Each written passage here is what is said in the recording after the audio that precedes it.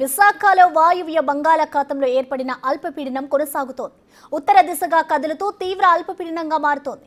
అల్పపీడనం మరింత బలపడే అవకాశం ఉందని విశాఖ వాతావరణ శాఖ అధికారులు తెలియజేస్తున్నారు.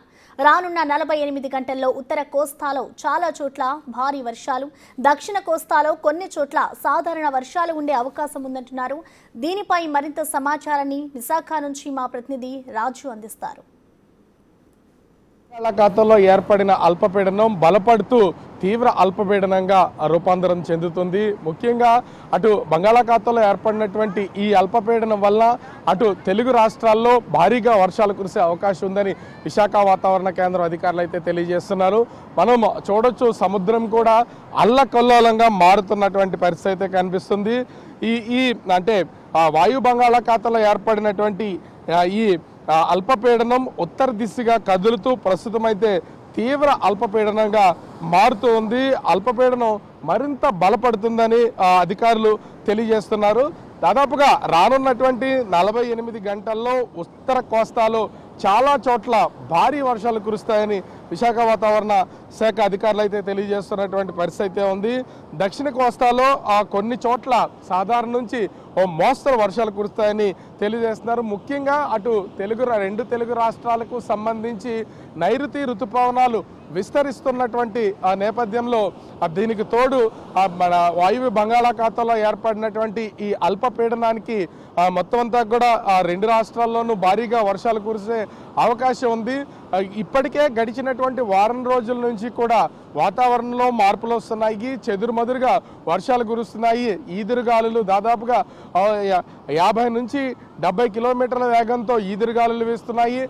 పిడుగులు, ఉరుములు, మెరుపులతో ఒక భయానక వాతావరణం గడిచినటువంటి వారం రోజుల్లో రెండు తెలుగు రాష్ట్రాల్లోనూ ఒక్కొక్క ఏరియాలో కనిపిస్తున్నటువంటి పరిస్థితి కనిపిస్తుంది. దీనికి తోడు 2 రోజుల క్రితం అటు ఆంధ్రప్రదేశ్, తెలంగాణలోకి ఎంటర్ అయినటువంటి నైరుతి ఋతుపవనాల ప్రభావం చాలా కదలిక అనేది వేగంగా ఉంది. దీనికి తోడు ఇప్పుడు వాయు బంగాళాఖాతంలో ఏర్పడినటువంటి ఈ అల్పపీడనం ప్రస్తుతం అయితే ఉత్తర దిశగా కదులుతుంది. అది ఇంకా బలపడే అవకాశం ఉందని చెప్తున్నటువంటి పరిస్థితి అయితే ఉంది. మనం ఒక్కసారి విశాఖపట్నంలో ఉన్నటువంటి బీచ్ పరిసరాలను కనుక ఒక్కసారి మనం చూస్తే ఇప్పుడు కనిపిస్తున్నటువంటి ఈ రాళ్లన్నీ కూడా గడిచినటువంటి 2-3 రోజుల క్రితం అయితే ఇదే విధంగా కనపడేవి. కానీ అలల తాకిడి ఎక్కువగా ఉండడం, సముద్రపు అలల పోటు కొంత ముందుకు వస్తున్నటువంటి పరిస్థితి అయితే ఉంది. ఈ నేపథ్యంలో ప్రస్తుతం సముద్రం ముందుకు వచ్చిందా అన్నట్లుగా కనిపిస్తున్నటువంటి పరిస్థితి అయితే ఉంది.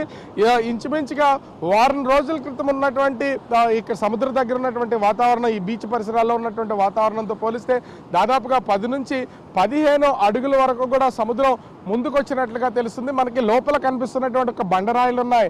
అక్కడ వరకు ఇదంతా అంటే గడిచినటువంటి 3 రోజుల క్రితం వరకు కూడా మొత్తం రాళ్ళు మాత్రమే కనిపించేవి.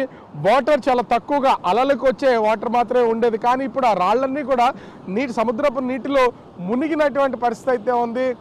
ఒక విధంగా చెప్పాలంటే మొత్తం సముద్రపు అలలతో సముద్రం అల్లకల్లోలంగా కనిపిస్తుంది. తీర ప్రాంతాలన్నీ కూడా ఇప్పటికే వాతావరణ శాఖ అధికారులు మత్స్యకారులు ఎవరు వేటకు వెళ్ళొద్దని తెలియజేస్తున్నారు. జూన్ 15 వరకు కూడా మత్స్యకారులకు ఆంధ్రప్రదేశ్లో వేటకు వెళ్లకుండా ఆంక్షలు అయితే ఉన్నాయి. అయితే సాంప్రదాయంగా అంటే లోకల్గానే, డీప్ సీకి వెళ్లకుండా లోకల్గానే ప్రస్తుతం వాళ్ళ మనుగడ కోసం వేటాడుతున్నటువంటి మత్స్యకారులు కూడా ఎవరు సముద్రం లోపలికి వెళ్ళొద్దని వాతావరణ శాఖ అధికారులు అయితే తెలియజేస్తున్నటువంటి పరిస్థితి కనిపిస్తుంది. ముఖ్యంగా ఆంధ్రప్రదేశ్ ప్రభుత్వానికి సంబంధించిన డిజాస్టర్ మేనేజ్మెంట్ కూడా ఇప్పటికే అధికారులకు సూచనలు చేసినటువంటి పరిస్థితి అయితే ఉంది.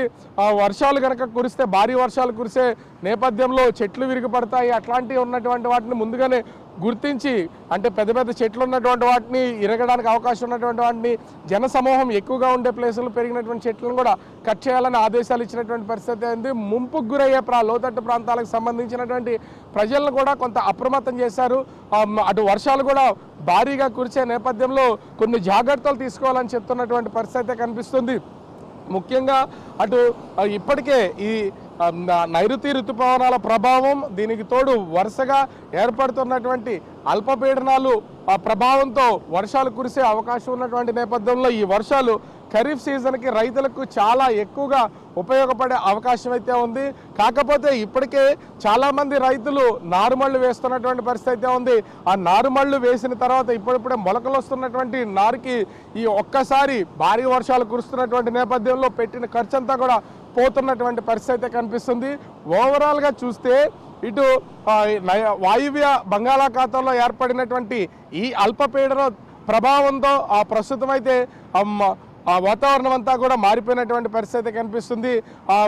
మొత్తము మేఘావృతం అయిపోయినటువంటిది అయితే ఉంది. ఎక్కడికక్కడ చిరుజల్లులు కురుస్తూ ఉన్నాయి. మబ్బులు ఉన్నటువంటిది అయితే కనిపిస్తున్నటువంటి పరిస్థితి అయితే ఉంది. ఓవరాల్గా ఈ వాతావరణంలో వచ్చినటువంటి మార్పులు, అటు నైరుతి ఋతుపవనాలు, ముఖ్యంగా వాయు బంగాళాఖాతంలో ఏర్పడినటువంటి అల్పపీడనం ఇంకా అది బలపడి తీవ్ర అల్పపీడనంగా మారుతున్నటువంటి నేపథ్యంలో అటు ఆంధ్రప్రదేశ్లో ఉన్నటువంటి ఉత్తర కోస్తా, అదేవిధంగా దక్షిణ కోస్తాల్లోని కొన్ని జిల్లాలు, ముఖ్యంగా రాయలసీమ ప్రాంతంలో భారీగా వర్షాలు కురిసే అవకాశం ఉందని విశాఖ వాతావరణ శాఖ అధికారులు అయితే తెలియజేస్తున్నారు. అటు మత్స్యకారులతో పాటుగా రైతులు, ప్రజలు కూడా కొంత అప్రమత్తంగా ఉండాలని తెలియజేస్తున్నటువంటి పరిస్థితి కనిపిస్తోంది. కెమెరామెన్ రాముతో రాజు, బిగ్ టీవీ, విశాఖపట్నం.